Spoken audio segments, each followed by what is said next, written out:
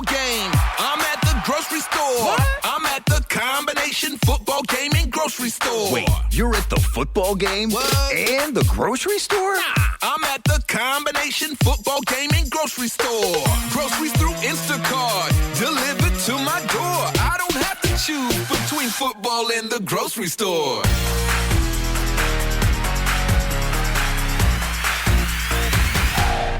At a time unprecedented in our history, we are experiencing a global pandemic, and life isn't the way we've come to expect. And there are so many things right now that are undecided, undetermined, up in the air, chaotic.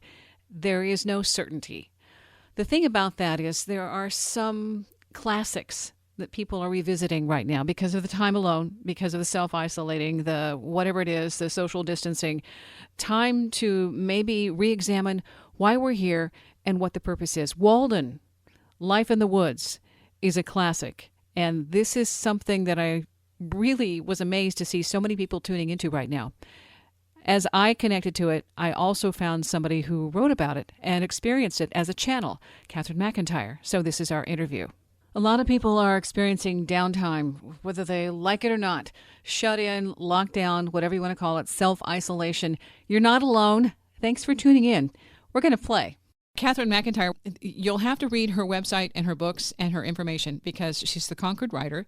Concord, let's get the right effect on that.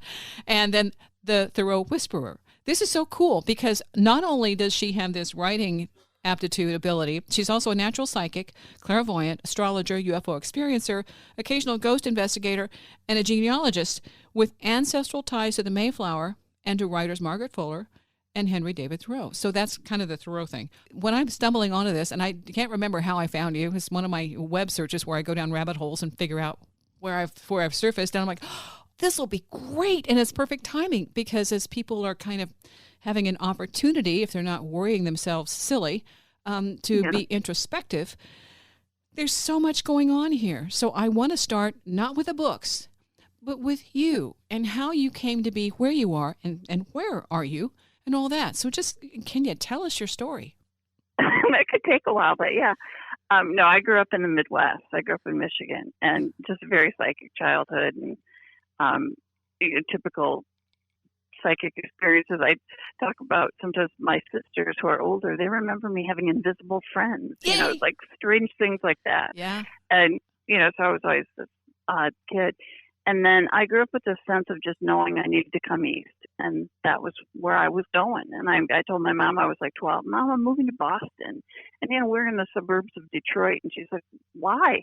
Like, well, what would make you go there? What's there? And I was just like, that's where I'm going. Uh-huh. So as soon as I managed to finish college and everything in Michigan, I got in the car and I drove out east. And everything that unfolded sort of from the day I arrived seemed to revolve around Concord and my connections that I felt around there, and my interest in Thoreau was there early on. Mm-hmm. And so I was pursuing those interests from a literary standpoint, but I was also pursuing my psychic stuff and trying to figure out why I was the way I was, what the psychic thing was. Because that same mother who didn't know why I wanted to move east kept telling me, you're just dreaming.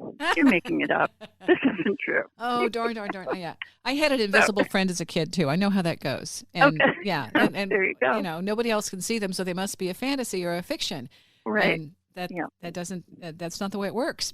But, so with that, so you knew, do you remember your invisible friends? Do you remember who was connected to you at that? My sisters remember me naming them. Like I had one in particular I would refer to. And I think that kind of went on for the first 5 or 6 years, and then that went away. Yeah. And then I had the alien abduction experience as a kid. As a child? Yeah. Okay. I had those experiences going on through my childhood. Okay, wait. No. You're not going to gloss over that. It's kind of a big one, huh? It's kind of huge. For one thing that you remember. Okay. Mm-hmm. And the childhood experiences, sometimes they do get forgotten or tossed or stuffed because it scares other people when you talk about it. And again, it's just your imagination. So how did that work for you? There were several incidents and things that I would mention, I would just be laughed at. And my older siblings were all laughing at me.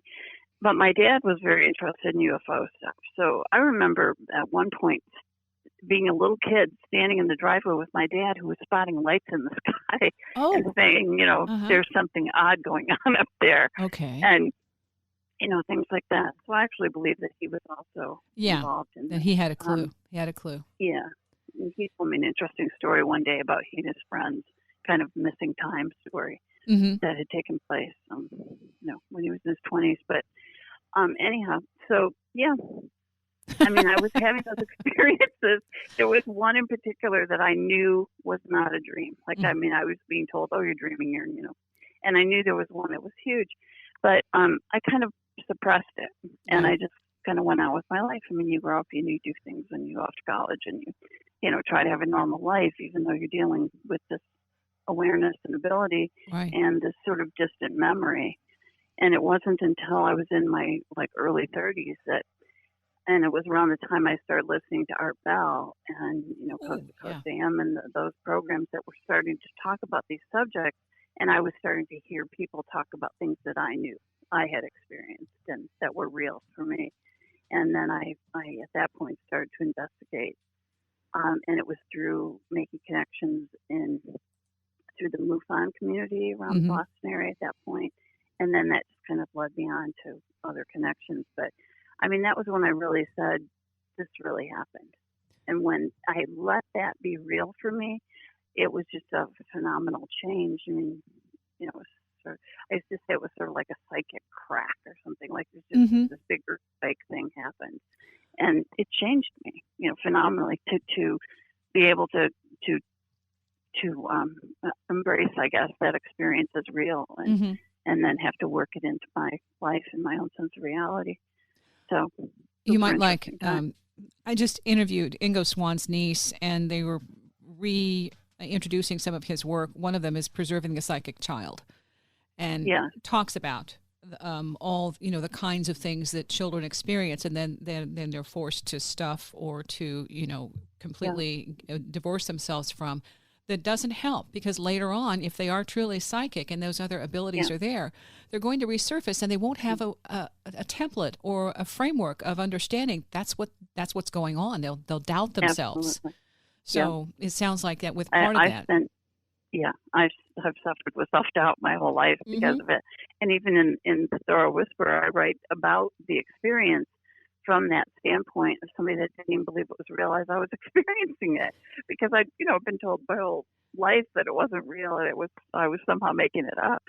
So I'm sort of saying, oh, look, this was really going on, and this is how it happened. And I kind of express some of that as part of the story of my own growth of learning to accept that, no, this is, I really do have these abilities, and this was a real experience. This is what was going on. Well, okay, so let me backtrack here. Cathryn McIntyre, just for if you're listening, Cathryn McIntyre also has been studying the literary history of Concord, Massachusetts. And so with the writing and all of that you have, I mean, you developed your talent. And I believe that was in order for you, whether you knew it or not, to be able to tell your stories and tell them in a coherent fashion that makes them entertaining and interesting.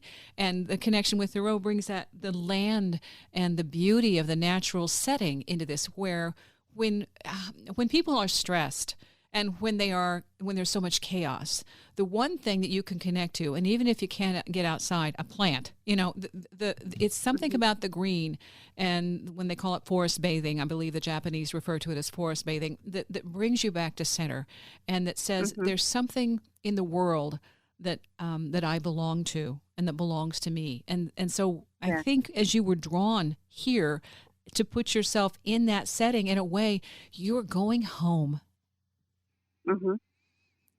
That's absolutely true. And really, the heart of Thoreau's message is that. I mean, that's really, they think of him as a naturalist and he's all these other things, and he is. But really, the fundamental message in Thoreau's work is always go within. Find that knowledge within you. Find that true connection to the divine and be guided by it. And that's the way you navigate truth. And especially now in this world where you've got so much coming at you, and half of it's lies or made up. Or whatever, right. You really have to have that inner ability to decipher the truth from what's not so true. Well, part of it for me, especially with the COVID-19 coronavirus issue, for all over the planet, it isn't just one area, one population. Yeah. It has to do with we are going through a global shift. And this is the thing they've been talking about for, 25, 30, 40 years, that we were going to be going through. And I think people had maybe a nicer, happier, not quite so intense, involving lots of death experience for this shift. But it forces us to become more aware of our actions and the results of our actions. And so when I saw your information, I thought this brings into the whole thing of that intuition being a very, very solid natural ability that right now, if you pay attention, you'll be in the right place at the right time because of it. And not saying, well, I feel, okay, there's a story where you write about the ghost and you say that's the most popular area of your, I think it's the Concord Writer. Yeah. Okay. It's the most popular part of the website. Yeah. My ghost story. Yes. And so there's one where you're saying you weren't really sure this is involving the ghost Abigail. You were doubting, this, okay, fine, this proved to my boyfriend that I know what I'm talking about. So there's... Yeah. Dang it. I'm always looking for validation. Yes. Because again, I'm still always that little girl that was being told her truth wasn't her truth. But that's what this is about right now, is this thing of knowing that these are important abilities, and indigenous cultures have used them for centuries. And we're just now going, maybe I need to start paying attention. Yeah, because it's within everyone. I mean, and our other part of it too is it is what ties us to each other. We are all one. Mm-hmm. And if this experience doesn't show that to everyone, then what will? Yeah. I mean, it doesn't matter right now what country you're from. Everyone is vulnerable to this thing.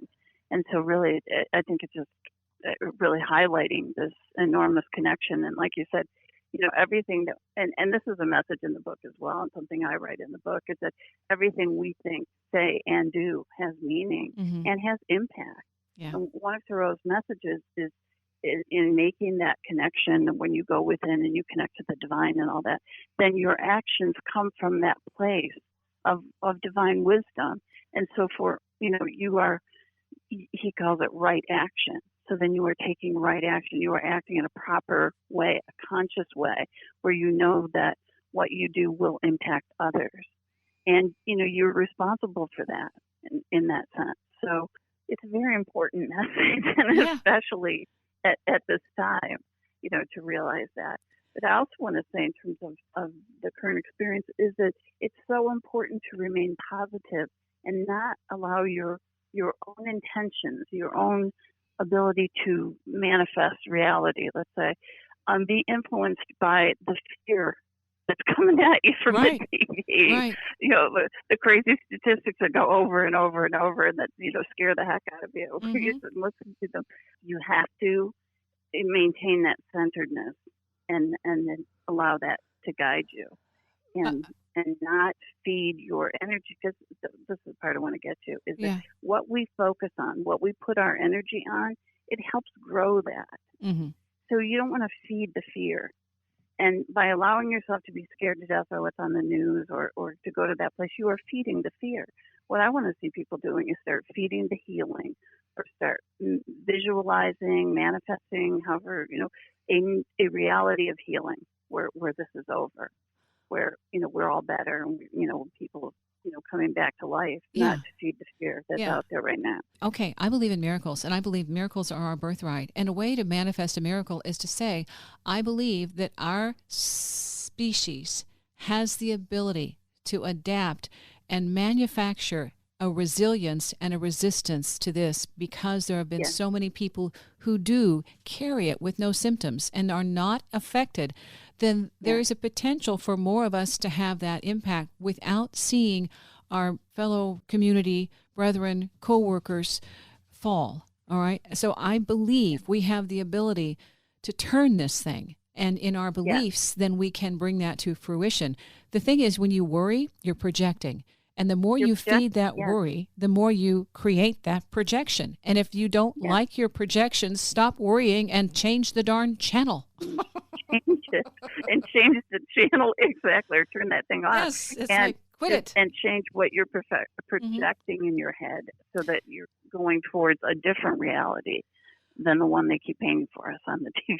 Yeah, well, the one that I love, years ago, there was a child, he beat cancer, but what he did was, and I don't know if they coached him or how he got the idea, but he saw the cancer cells, he saw himself fighting these cancer cells, and here he is in the White Knight, and he saw the cancer cells as the adversary, and he went in and, and pop, pop, pop, pop, just make them explode. So this is what we have in our ability. These are real talents. These are real abilities.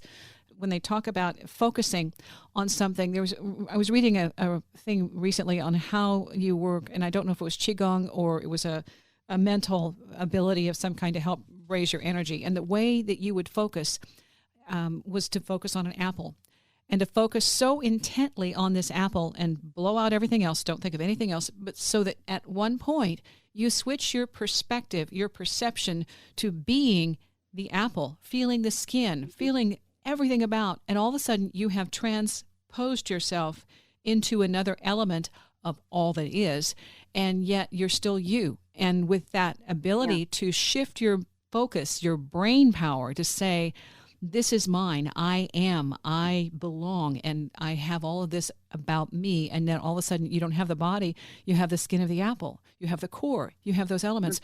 That's manifesting, and that's creation, and that's focus, intent, solid focus. And that, I believe, if we engage that we can turn our immune systems into higher functioning and say, I am healthy, I am whole, I am healed. Does that make sense? Yeah.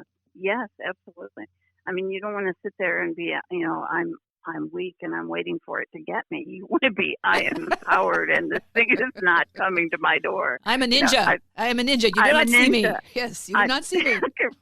I make a lot of jokes about my ninja dreams because I have a lot of encounters and dreams with things I don't want to deal with. And I call them my ninja dreams because I fight this stuff off. Oh, that's excellent. And I realized the other day that this is what needs to happen in the world right now is we need to fight this thing off. And I mean that, like you just described, by doing it through visualization, manifestation, and intent. It is all about your intent. So set the intent that this thing's not going to get me. And I also want to say to people, we need to, as far as focusing on that virus, negate it. Mm-hmm. Just get out there and somehow put energy toward it being just wiped out. And that's my thought too, is if for one thing, healing is also part of our ability, and that's what shamans have been doing for centuries as well, is saying, okay, how do I help this person engage their healing ability? And a lot of times it's distraction. It's giving you something else to focus on, like when the little boy was working with the cancer cells and making it a game and going through pop, pop, pop, pop, and they disappeared. We do that, and it isn't magic. It's manifesting. However, it is magical, and I like that too. So, I'm a fan of magic too. Yeah, but there's truth to it, all of it. And it really comes down to where we put our power, where we put our energy, because we are so powerful. And that's one of the things in the book as well that he emphasizes is the power of the individual on what we can create. And what we can create right now is healing. I want to know, with the book, The Thoreau Whisperer, how did you connect? How did that start for you? Well, so back to Concord. So, I come out and I lived in the Cambridge area for a long time. And basically because I was so young and Concord's a sleepy town and I wasn't ready to go there yet. So it took me a few years. And then, I finally got old enough. I was like, okay, I'll move out there. And once I did, then I started, I joined the Thoreau Society. And I met a man through the Thoreau Society who became my mentor. It was Brad Dean. He was a scholar of Thoreau, and he actually was the man that edited and published some of Thoreau's unfinished manuscripts, which is a really cool thing. Wow. And made him very famous back in the 90s and the early 2000s. Not somebody I was in touch with on a regular basis. So I did not yet hear of his death when I saw him in my dining room in Cambridge in 2006, 11 days after he died. And I had a communication with him. Yeah. And then I later that night confirmed, in fact, that he had died. I mean, my reaction was like, why am I talking to Brad like I talked to Mom and Dad? You know, he can't be dead. Oh, you know. Uh-huh. And sure enough, he was. What's really funny is as we're talking here, the two cats in the back room are having a fight. Before we started talking here, you were telling me about the construction work that might be happening in the background. And now Yes. I don't have construction work. I've got cats fighting. Okay, guys. I'm like, can you hear this? I'm thinking, well, one's a big, fluffy, the orange tabby like Garfield. And then his brother is kind of a thinner, more svelte black tuxedo cat with white paws and white whiskers. He's beautiful, but he's the scrappier of the two. I had a white cat, black. I guess she was a tuxedo, but she had the white with the black touches. And I write about her in my first book because I heard a voice from her one day. Yes. So I write about her as my, I used to call her my Concord's famous talking cat. Yeah. But she, I really did. I mean, we would communicate telepathically on things.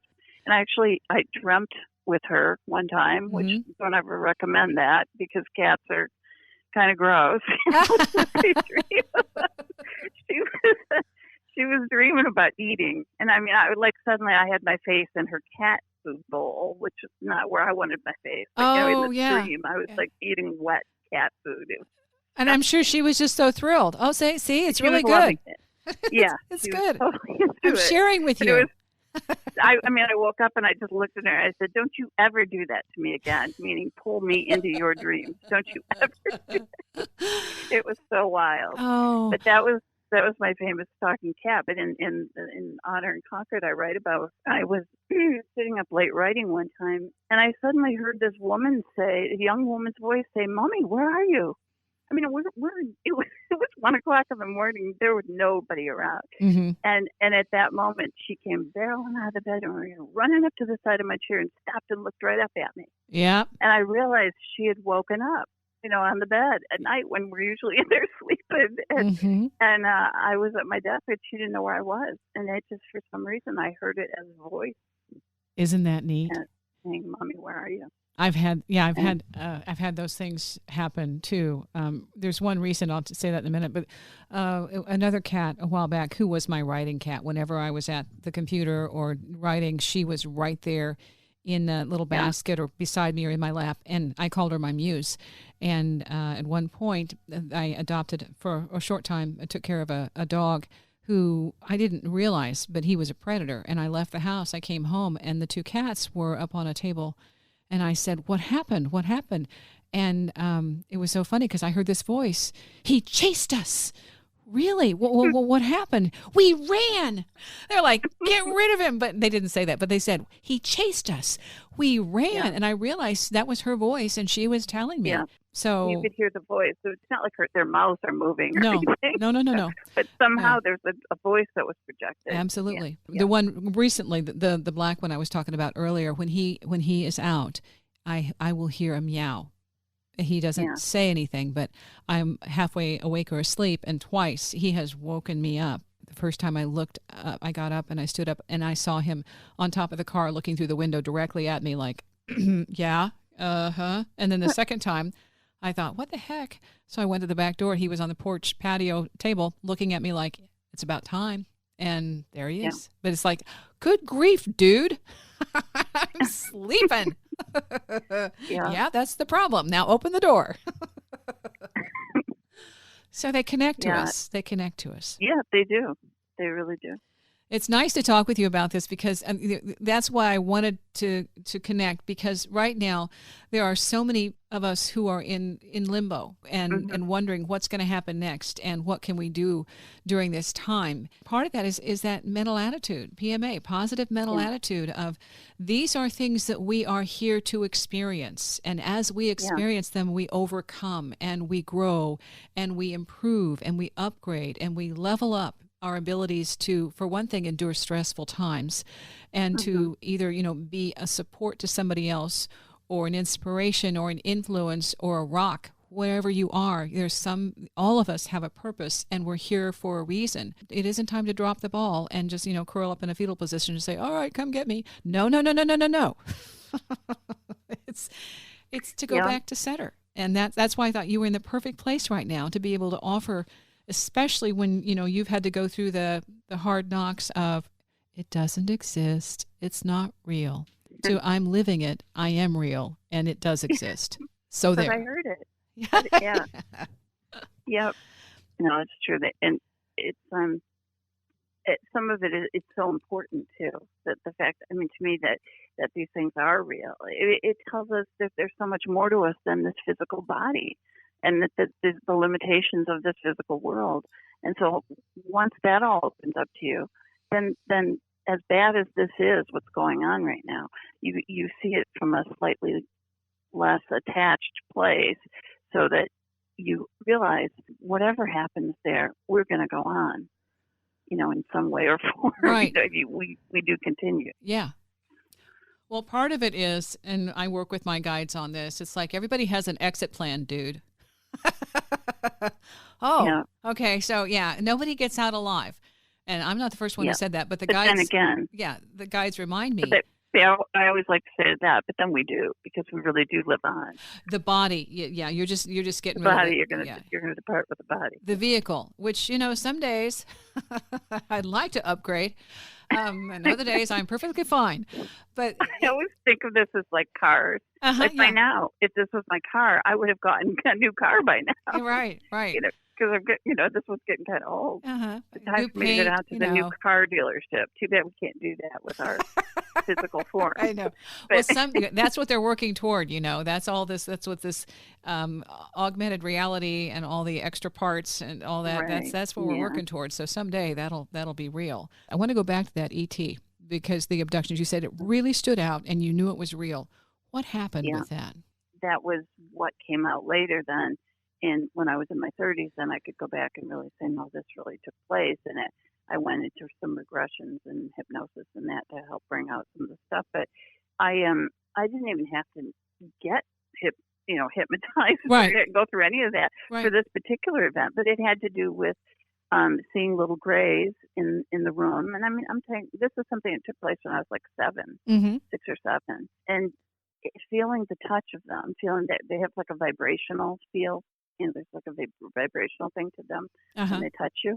And having that experience and just being freaked out and calling for my mother and her coming in.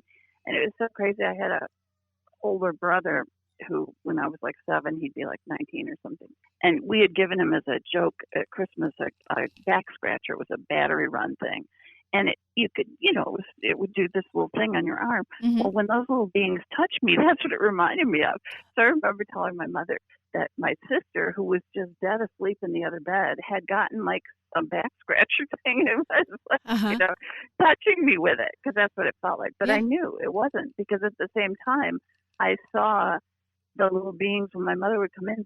I could psychically see them scatter, and like one went in the closet, one went in the dining room. And then when she would leave, they'd come back. Well, anyways, eventually the whole thing began. I got beamed up. I don't know. I got pulled out of that room for a while and then put back. It was such a powerful experience that I never forgot it and never dismissed it. Yes.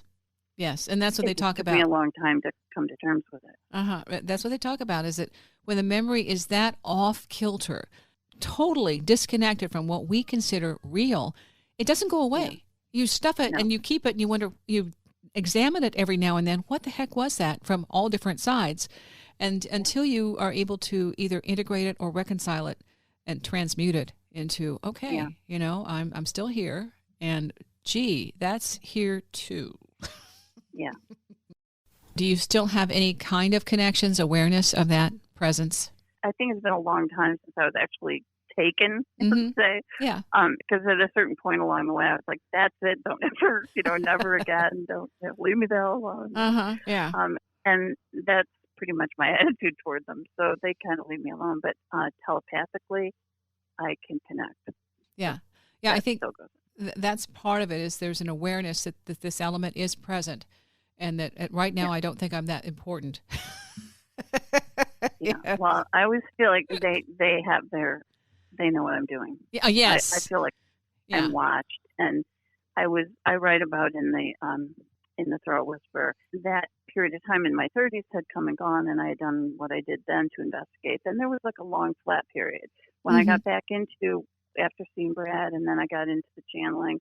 I met somebody who had connections to Dr. John Mack in Cambridge, and it has since become a good friend. And I became part of a group of what was sort of the remnants of his collection of people in Cambridge. Oh, wow. And met with them a number of times. And it was real interesting because on one of the meetings that took place at my home at that point when I was living in Bedford, Mass, this was during the channeling, it's right next door to Concord. But the day before, I said to Thoreau, I'm like, hey, Henry, feel free to drop by tomorrow. I'm having this cool meeting. Come to the meeting tomorrow at my house. And sure enough, he did.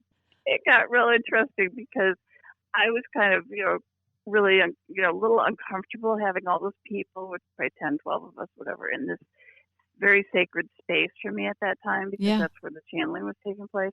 And I suddenly had all these people in there, so I was kind of a little nervous and uncomfortable with that, not really paying attention. But then my eyes kept getting drawn over by, kind of next to where I was sitting in this chair, was sort of where the TV was. I kind of kept looking and not really getting it. And all of a sudden, this friend of mine, she says to me, what does Thoreau look like? And, it's so funny. And I pointed to the picture of him in a little frame on my bookshelf. And she's like, he's right there. So it was really funny. So it was him. So he had come to join the party. So that was a lot of fun. Well, okay. And so with that connection, I know I had divine intervention from that other element in 2009. And I know because they shifted my timeline. They showed me things. They told me things. Things happened. I heard things. The animals responded, which is always my clue.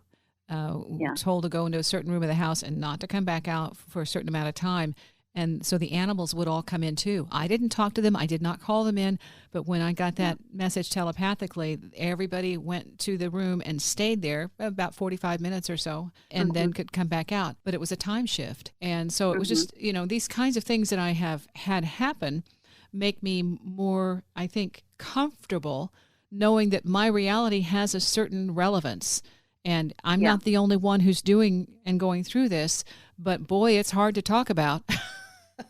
Yeah, even now. But it's a whole different world now than it was 20 years ago or 25 years ago. Yes. Thanks to Art Bell and Coast to Coast and George Norrie and all that show did.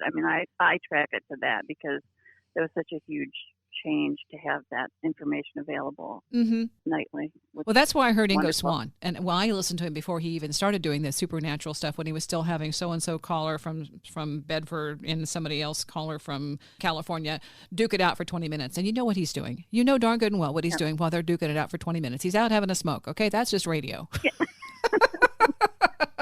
That's probably true. Yeah, it's like, and just don't get locked out of the building because that happens too. Yeah. but so that was what he was doing to start out with. And then he got into the all the paranormal UFO stuff, which was so much fun and so, better. But then you hear the guy who had the time, who went back in time, the time traveler that everybody's still trying to figure out, was it real? Yeah. Was it real? I don't know if it was real. Yeah. And, so stuff like that, because he hung up and they never heard from him again. He went back to his original time. Yeah. Anyway, I'm blowing it out of proportion. No, I was there listening to all that stuff too. Yeah. It was just such a wonderful thing to have that, and it continues to be. And also people like John Edward and the show that he had on TV kind of demonstrating his abilities, and James Van Praagh, and a lot of these people that came, were coming forward and talking about the fact that we live on. This was huge stuff for me, and I think it's huge for everyone that it was okay to talk about this stuff more. And so then it became more prevalent. So now we're just full of TV shows that are on the paranormal, and it's great. I love it. I love seeing all this stuff. Because these were topics that we couldn't talk about, and that I was being called foolish for believing in. It was tough to find that stuff because I found Pat Rodegast, Emmanuel's book back in 1987 or somewhere in there, and I was familiar because of my grandmother with Robert Monroe and the things she wanted desperately to have an out-of-body, and an intentional out-of-body experience, and that's where she was like, couldn't ever quite make that. And I had them just, remembering as a child, and then and definitely in 1987, there was a huge experience there. One was a dental back in the 14 or so, and I came out and realized I was looking at my teeth over his shoulder and all the blood as they extracted my wisdom teeth. That was really interesting. And I realized I could not have seen that from the position that I was in. Right. Wow. So none of the others have been drug induced. I think, that was the that was the assist from the knock them out, because 4 wisdom teeth are impacted and coming out. So that was there. And I think I just didn't want to have anything go wrong while I was out, so I was making sure he was doing everything the right way. Okay, so you're working on a third book. So the first one is a setup for this, how you relocated and you set up and you started channeling. The second one is more, what's the difference? Spell it out. Well, I kind of, I sort of had this amazing experience in Concord. The first one I wrote, it's a memoir, because it's me in Concord as somebody with a psychic ability, and so I'm picking up all these images from the past, and so I'm reading about these authors. I'm talking to them. It's like I realize I'm communicating with them, and I'm getting real images from the past. So in that book, I'm coming to terms with my abilities, but I sit down to record some of the stuff I'm getting, and it goes into what becomes a fictional story where I have the writers from the past living as characters in present day. Mm-hmm. And so it's a lot of fun, that book, because you go from the memoir to the fiction, and then within the fiction, windows open up on their lives in the past. And those windows, the short vignettes, are based on information that I was receiving psychically, sort of just glimpses into their past, which was fun to do. So that was that book. And then the evolution of that is, at the end of that story, I have myself up on Author's Ridge in Concord, where the writers there are buried, and I was just sort of playfully connecting, trying to connect with them. I mean, I didn't really think it was possible or think I was going to actually be doing it. Uh-huh. So I'm just kind of up there playfully, doing that, and I kind of record what happened. And then the thing was that when the story resumes in the next book, which is the Thoreau Whisperer, it's 6 years later, and I'm actually doing it. It's like I'm now actually connecting to them, and that's quite a transition. And it's also an older, more mature me, kind of more accepting, but really going through that final acceptance that, hey, I do have this ability, and this is real. And Thoreau is standing in my living room, so or at least manifesting an image of himself standing in my living room. It was a lot of fun, and it was wonderful too, because like you tuned in Brad's energy earlier, he's wonderful, and the experience was so magical for me. But also, I say at one point in the book that it was so amazing because I was surrounded by so much love. There was just this sense of love around me during the whole thing, and it just sort of, just the most magical, amazing experience. I'd come in from a bike ride, and I'd sit down at my computer, and I could just go right into it, and I'd be connecting to him. I was reading your website where you said the title of the Thoreau Whisperer was originally Thoreau's Wise Silence. Thoreau's Wise Silence. I love that. The oversoul. The quote from Ralph Waldo Emerson. I wish I had called it that, but I was encouraged to come up with a catchier title, but. Uh-huh. But no, to me, it's always Thoreau's Wise Silence. And that's, again, it gets back to the most important part of Thoreau's teaching. It's just that go within. And that's what, Emerson spoke of and wrote of as well. That's a very transcendental idea. I'll share the quote. And that's what it's all about. If you can't reach that place, within you, then you really are out of touch with who we are. Because we are evolving spirits.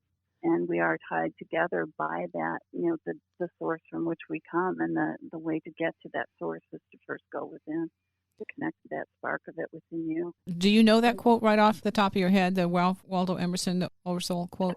I can read it out of my book. Here we go. We live in succession, in division, in parts and particles. Meantime, within man is the soul of the whole, the wise silence, the universal beauty to which every part and particle is equally related, the eternal one. Okay, so as we're talking to you and learning about all of this, what does because you said Mom was giving you a hard time about the fantasy and the fiction, and you must be dreaming. How does she like your dream now that it's real? My mother passed away, a while back.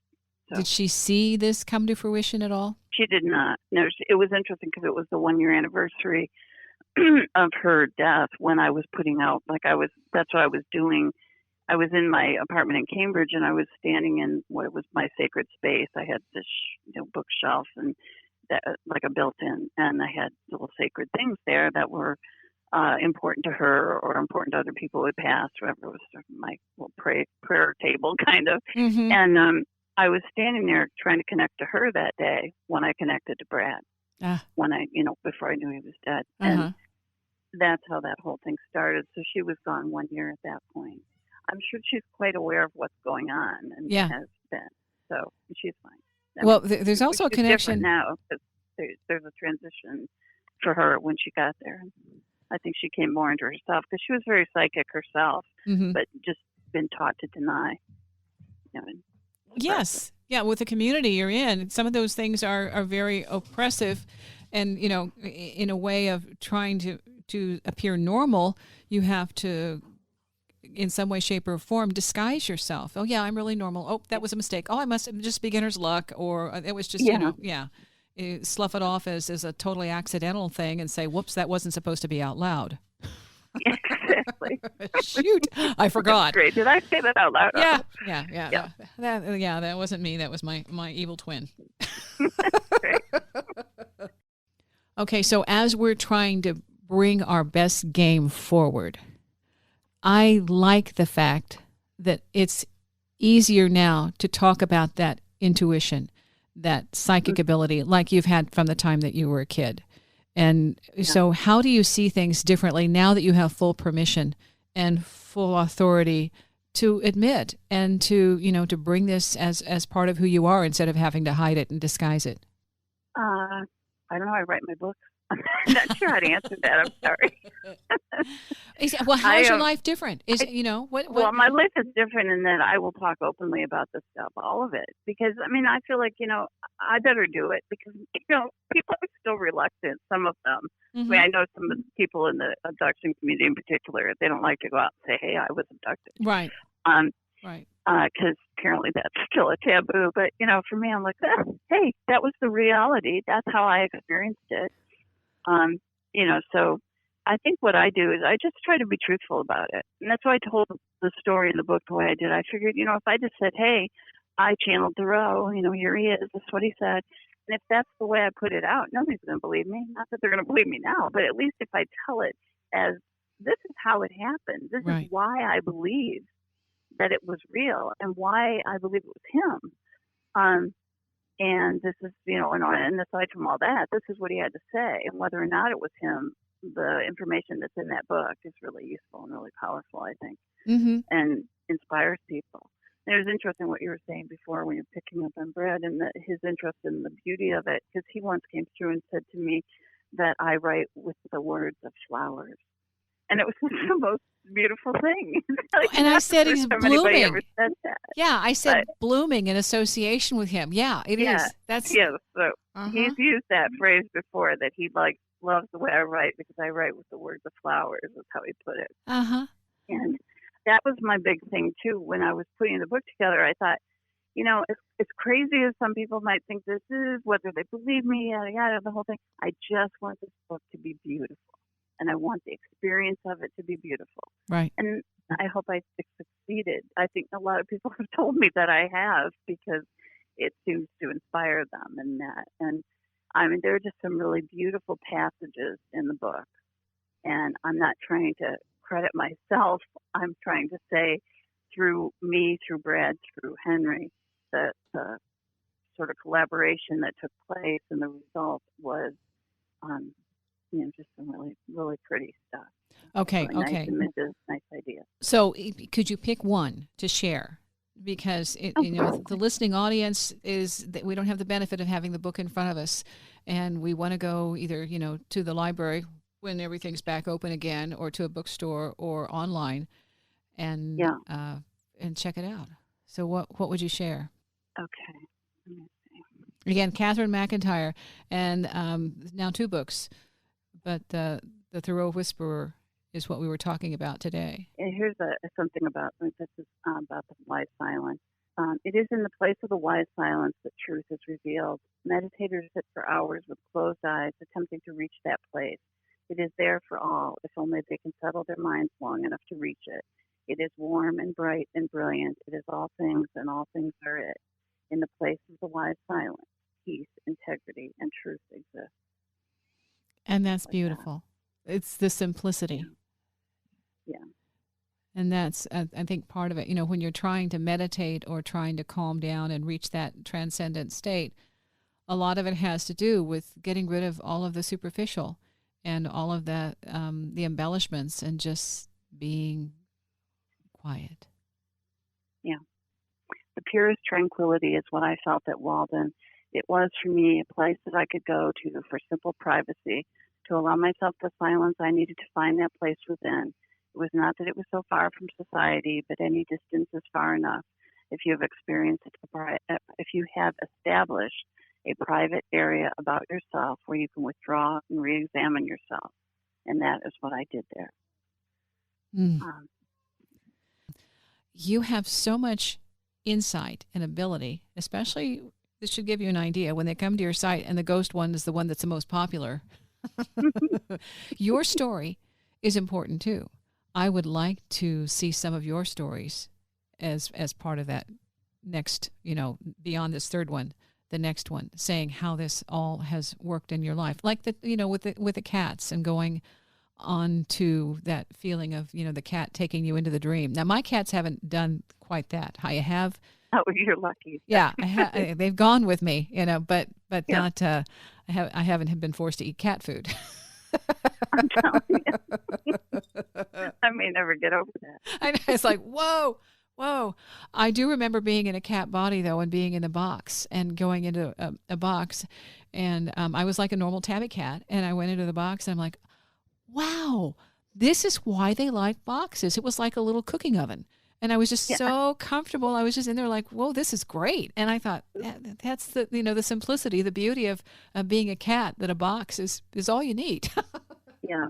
But those, those are real experiences that we don't often hear about and get to share. And so with all of your background and, the writing, you have the ability to tell these stories that also bring these other elements of spirit into the equation. And that's what I did. That's what I've done in the two books, I think.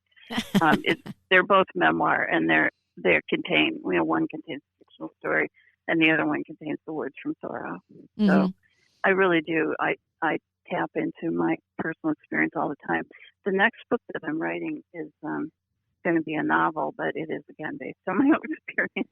So I love that. I don't know how else to write. No, that's great. I think that's fantastic. See, I wanted to go into this cold without reading the books because I thought, there's so much content in your life, in your story, in all of this, how you were drawn there, that, you don't have to have the book. You can tell the story and get an idea. So now that makes me want to see what you've written and how you've incorporated it into your books. And that's the whole point of doing an interview. Ha, ha, ha. Yeah. It's like keep people wanting more. Yes. It's like, okay, you don't want to give them everything. You want to give them a tease. And then they say, well, hey, it's over what? Hey, that's, so that's a success.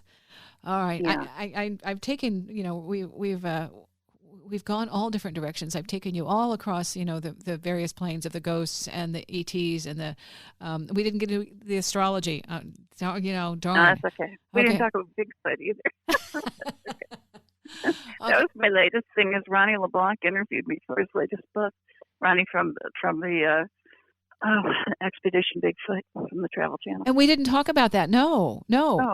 Have you had a Sasquatch experience? Well, I had. Yeah. I hadn't actually seen one, but when Ronnie and I went out to go exploring a little bit, and then to have our interview, I definitely tuned into them for a bit. They're telepathic. He wrote about. He's got a chapter in his latest book, which is one of his latest Monsterland series of books, called Channeling Cathryn. That would be me. All right. Yeah. Okay. Yeah. I had no idea when I went to go look for crystals at Board Camp Crystal Mine that they were Sasquatch Central. And Oh, wow. they're definitely Okay. telepathic. And as a matter of fact, right Oh, here they are. where I am working on the thing where I set my copy, I have the stone with the crystals on it that's shaped like a foot. I actually have two, one left foot and one right foot. One of them that was telepathically told, here, pick this up. And I'm like, no, this is sacred space. I don't want to pick anything up. And again, pick it up. And so when I reached down to pick it up at my feet, it looked like a rock. I turn it over. The rock's all covered with crystals, and it's a small, about an inch and a half, and it looks like a foot. And yeah, I keep that here. That's just one of my. It was a gift, and so there you go. Yeah. It's telling. What did they? Was there a message or just a hello? What did you get? Well, yeah. Okay. There was a little bit of a message, but yeah, it was just the whole thing was kind of, people can read on his book. You have to read his book. Yeah, you kind of have to read his book. No, there wasn't really that much to it, but it was sort of like it kind of went on for a day or two after. And I was kind of figuring out what was going on. Were they playing with you? Yeah, a bit.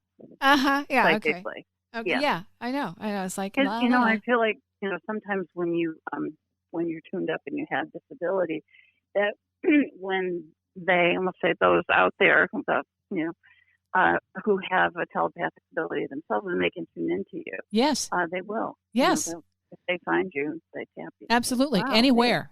You don't have to go there. They can. They're not stuck. They're interdimensional. So exactly. I did. Yeah. So they kind of came on board for a couple of days, and then I kind of sent them home. So, just to check out the neighborhood. Exactly. They were just getting to know me. Okay, fine. Well, now we have to stop. Okay, but Yep. I wish this is one of those things where there's so many levels and so many layers. It's just you have to get the whole bag of potato chips. All right. So people who are listening, this is just the first chip. I'll be happy to come back another time. Absolutely. Absolutely. Your life isn't over, man. You've got more dramas and adventures to share. And we just, There's a lot. Yeah, we didn't touch all the ghost stuff on your site. So, No, we didn't get there too much. We just teased it. So Yeah. for people who want to connect with you, the ThoreauWhisperer.com, and then there's the Conquered Writer. Yeah, my website, the latest website is the ThoreauWhisperer.com. The original website was the ConqueredWriter.com. Okay. CONCORD writer. And that's the Conquered Writer is Thoreau. People always go, "Oh, you're the Conquered Writer." I'm like, no, that's Thoreau. So yeah. Henry is the Conquered Writer. I would never call myself that. But I am the Thoreau Whisperer. Okay. Well, the deal is with the Conquered Writer, you've got the astrology, ghostly, essay, spirit. You've got all sorts of stuff up there. Yeah, I have a bit of information there. I wrote a couple of essays that went into the Thoreau Bulletin, which I like to see that because they're kind of a stuffy bunch, and so they kind of liked it enough that they put it in their little academic brochure, whatever this bulletin is. Which is a compliment. That's a good thing. That's a compliment, yeah. A compliment, yeah. And especially because the politics essay I write about in the Thoreau Whisperer was, influenced by Thoreau. Yeah. I'm like, yeah, they should have published that one. Amazing. For his words. So, yeah. Okay. I like it when you, the Thoreau Whisperer, it's clear that Thoreau was right when he wrote in Walden, the universe is wider than our views of it. Yeah. So here we are listening and learning about all the wonderful aspects of the universe that we have yet to conquer and even to fathom. So thank you. I appreciate your time. It's been a lot of fun. Thanks for having me. Oh, you're welcome. You're welcome. Don't stop writing. Cathryn's website is thethoreauwhisperer.com. And it says on the site, if you're ready for a trip through the looking glass, then you're ready to read a book like this. Definitely worth it. I haven't read it yet, of course, now that I've got all the information about Cathryn, Bigfoot, ETs, ghosts, mediums, what's not to like? Check out my website, wendyscoffeehouse.com, and I'll put links to Cathryn's information as well.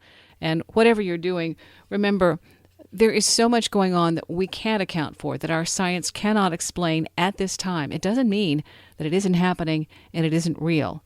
It's worth being curious and checking it out and connecting your own dots, because if you experience something, it's your reality, and that's how we learn. Thanks for listening. Stay safe and stay curious.